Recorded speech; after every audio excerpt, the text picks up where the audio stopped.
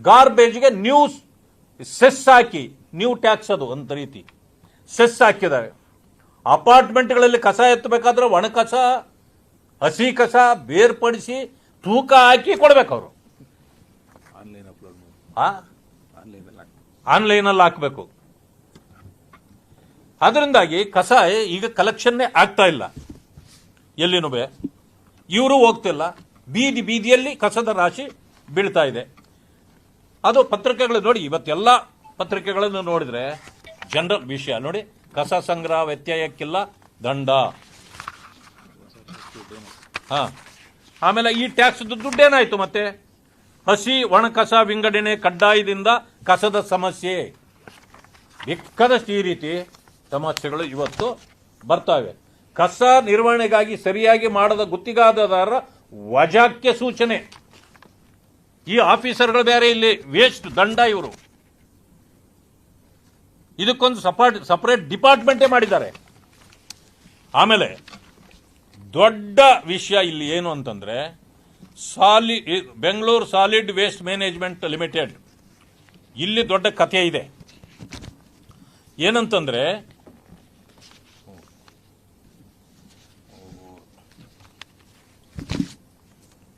Collection and transportation of solid waste GP, ಅದು 198 wards ಇದ್ದುವು ಮೊದಲು.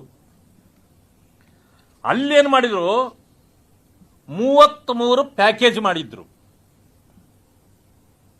ಈ ಕಸ ವಿಲೇವಾರಿ ಮಾಡಲಿಕ್ಕೆ ಪ್ಯಾಕೇಜ್ 33 ಮಾಡಿದ್ರು. ಈ ಪ್ಯಾಕೇಜ್ ಅಲ್ಲಿ ಈಗ ಬೆಂಗಳೂರನ್ನ ನೀವು 5 ಭಾಗ ವಿಂಗಡಿಸಿ ಆಯ್ತು. ಆ ಪ್ಯಾಕೇಜು ಕೂಡ 5 ಭಾಗಕ್ಕೆ ಇರಬೇಕಲ್ಲ, ಯಾಕಿಲ್ಲ? ಆಮೇಲೆ ಇದುವರೆಗೂ ಎಸ್ಟಿಮೇಟೆಡ್ ಕಾಸ್ಟ್ ಆಫ್ ಈ ಗಾರ್ಬೇಜ್ ಇದು ಸಾಲಿಡ್ ವೇಸ್ಟ್ ಮ್ಯಾನೇಜ್ಮೆಂಟ್ಗೆ 1 ವರ್ಷಕ್ಕೆ 544 ಕೋಟಿ ಇದೆ. 544 ಕೋಟಿ ಇದೆ. ಇದರಲ್ಲಿ ಟೆಂಡರ್ಗಳಿಗೆ ಹಾಕಿದ್ದಾರೆ. ಈ 33 ಪ್ಯಾಕೇಜ್ಗೆ ಟೆಂಡರ್ ಕರೆದಿದ್ದಾರೆ. ಇದನ್ನ 5 ಭಾಗಗಳಿಗೆ ವಿಂಗಡಿಸಿ ಮಾಡಬೇಕಾಗಿತ್ತು, ಮಾಡಿಲ್ಲ. ಬೆಂಗಳೂರು ಎಲ್ಲಕ್ಕೂ ಒಂದೇ ಮಾಡಿದ್ದಾರೆ. ಆಮೇಲೆ ಒಂದು ವಿಷಯ ತಿಳಿದಿರಬೇಕು, ಟೆಂಡರ್ ಹಾಕುವಾಗ ಅನೇಕರು ಲೋಯೆಸ್ಟ್ ಹಾಕ್ತಾರೆ ನಮಗೆ ಸಿಕ್ಲಿ ಅಂತ. ಆದ್ರೆ ಇಲ್ಲೇನು ಮಾಡಿದ್ದಾರೆ, 14% ಹೆಚ್ಚು ಮಾಡಿದ್ದಾರೆ. 14% ಜಾಸ್ತಿ ಮಾಡಿದರೆ ಮಾಡಕ್ ಬರೋದಿಲ್ಲ. 5% ಏನಾದರೂ ಜಾಸ್ತಿ ಇದ್ರೆ ಅಲ್ಲಿವರೆಗೆ ತೀರ್ಮಾನ ಇವರು ತಗೊಳ್ಬಹುದು. ಅದನ್ನ ಮೀರಿದರೆ ಟೆಂಡರ್ನ ಕ್ಯಾನ್ಸಲ್ ಮಾಡಿ ರೀಟೆಂಡರ್ ಮಾಡಬೇಕು. ಆದರೆ ಈ ಬೋರ್ಡ್ನವರೇ, Bengaluru solid waste management limited, ಇವರೇ ಏನ್ ಮಾಡ್ತಾರೆ, 14% ಹೆಚ್ಚು ಮಾಡಿ ರೆಕಮೆಂಡ್ ಮಾಡ್ತಾರೆ. 14%ಗೆ ರೆಕಮೆಂಡ್ ಮಾಡ್ತಾರೆ.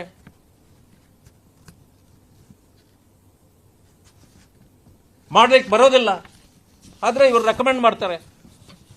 ಜೊತೆಗೆ ಇಲ್ಲಿ ನೋಡಿ, ಇಲ್ಲಿದೆ, ಮೇಲೆ ಉಲ್ಲೇಖಿಸಿದ ಸರ್ಕಾರ ಸುತ್ತೋಲೆ ಟೆಂಡರ್ ಸ್ವೀಕೃತವಾದ ದರಗಳು ಅಂದಾಜು ಮೊತ್ತಕ್ಕಿಂತ 10% ಹೆಚ್ಚಾಗಿದ್ದಲ್ಲಿ ಅದನ್ನು ಗಣನೀಯ ಹೆಚ್ಚುವರಿ ಟೆಂಡರ್ ಎಂದು ಪರಿಗಣಿಸಲು ಮತ್ತು ಅಂತಹ ಸಂದರ್ಭದಲ್ಲಿ ಎಲ್ಲಾ ಟೆಂಡರ್ಗಳನ್ನು ರದ್ದುಪಡಿಸಿ ಮರು ಟೆಂಡರ್ ಕರೆಯುವುದು ಪ್ರಥಮ ಆಯ್ಕೆಯಾಗಿರಬೇಕು.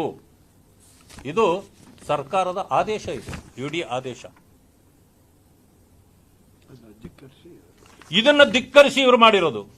ಸಾರ್ವಜನಿಕ ಸಂಗ್ರಹಣೆ ಅಂದಾಜು ಮೊತ್ತದ ಮೇಲೆ 5% ಹೆಚ್ಚಿನ ಲಾಭಾಂಶವುಳ್ಳ ಟೆಂಡರ್ ಅನ್ನು ಯಾವುದೇ ಕಾರಣಕ್ಕೂ ಅಂಗೀಕರಿಸತಕ್ಕದ್ದಲ್ಲ ಎಂದು ತಿಳಿಯಪಡಿಸಿದೆ.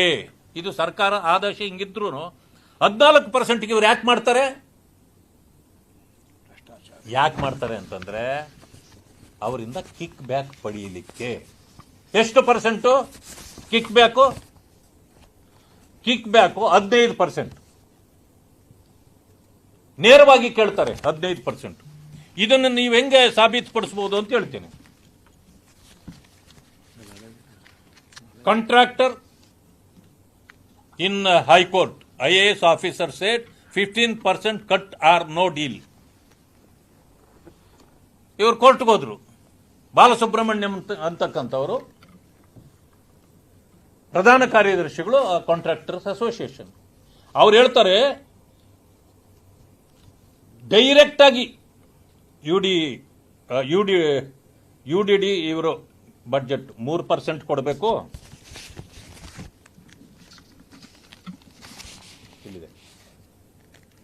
BSWML ಸಾಲಿಡ್ ವೇಸ್ಟ್ ಮ್ಯಾನೇಜ್ಮೆಂಟ್ ಇದು ಇವರಿಗೆ 3% ಕೊಡಬೇಕಂತೆ. ಓಪನ್ ಆಗಿ the officer is asking the bribe.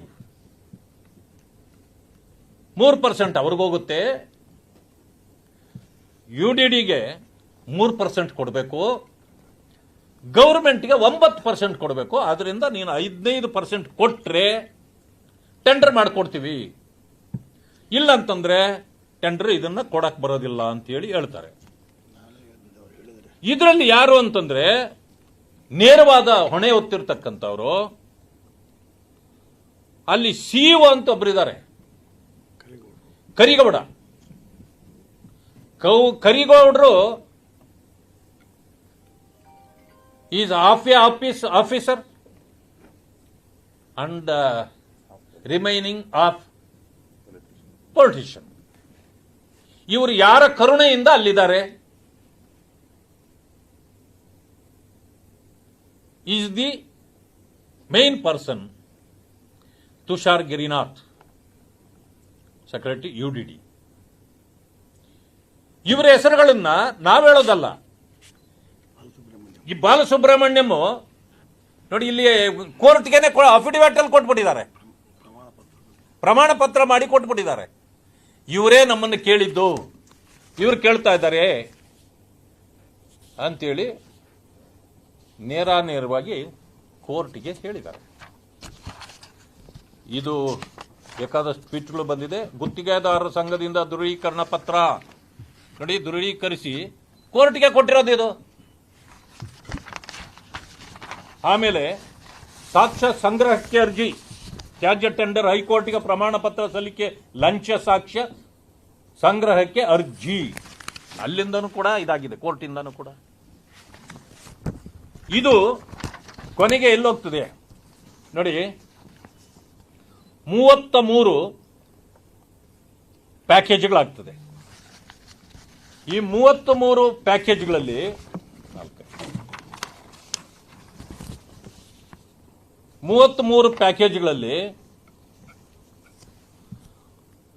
544 ಕೋಟಿ ಒಂದು ವರ್ಷಕ್ಕೆ.